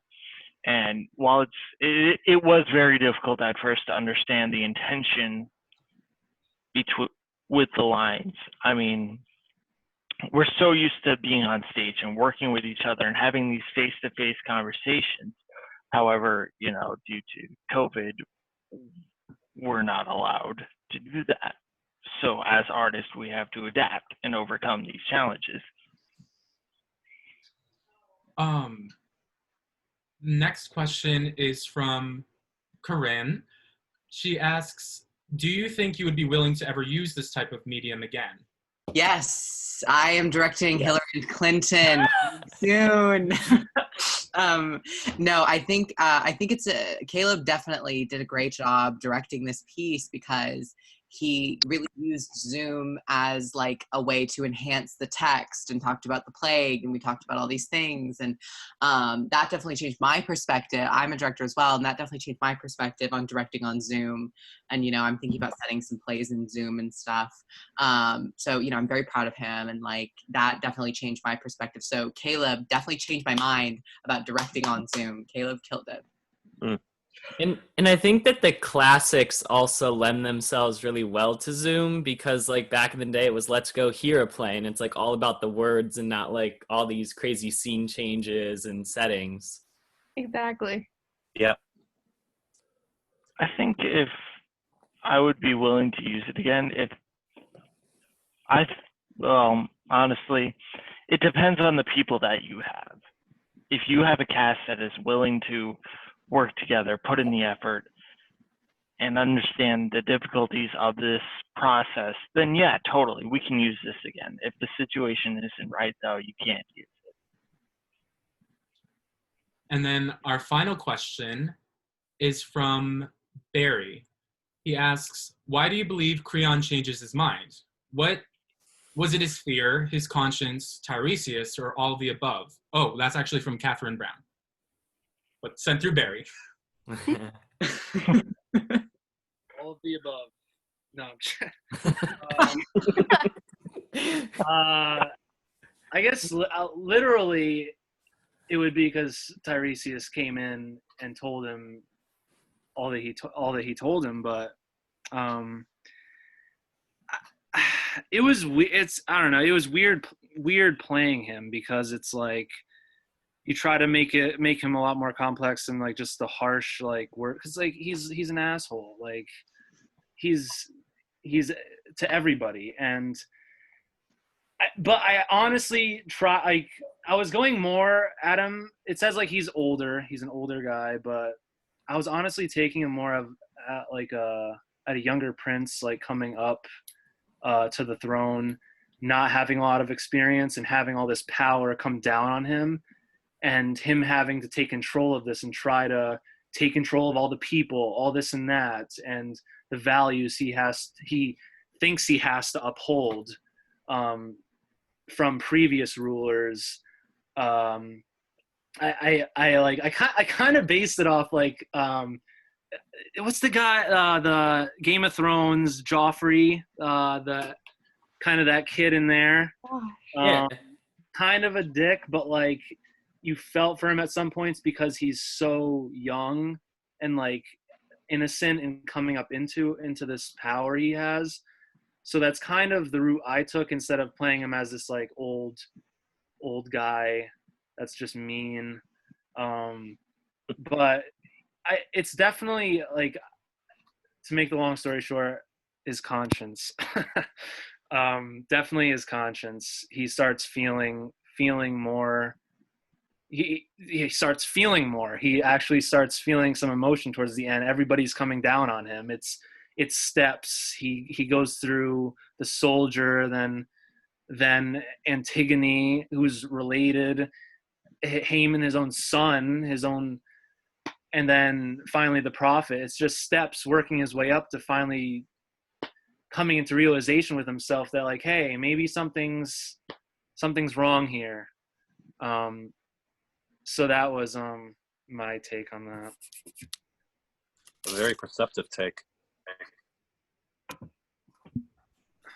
And Barry adds, or Barry or Catherine, they're married. They said, I ask my students the same question. There's no one answer, which is the beauty of the script. The cast didn't make it easy to point fingers. You all rocked. Thank you, Catherine. Thank you. Thank you, Catherine. And with that, I think we're going to end the call. Thank you all for joining us. Thank you to this stunning cast and this awesome dramaturg for joining us and working on this show. It has been such an honor to do this show, and it's been so fun, and it has inspired me to try to find more shows to do in the future. And yeah, we hope you'll join us. Thank you so much. We hope you enjoyed it. Go out and vote. Vote. Vote, everyone. Vote. Please. Vote.gov, I believe, is the site to vote. Yep. Goodbye, everyone. Bye. Take care. Bye. Thank you, everyone. Bye.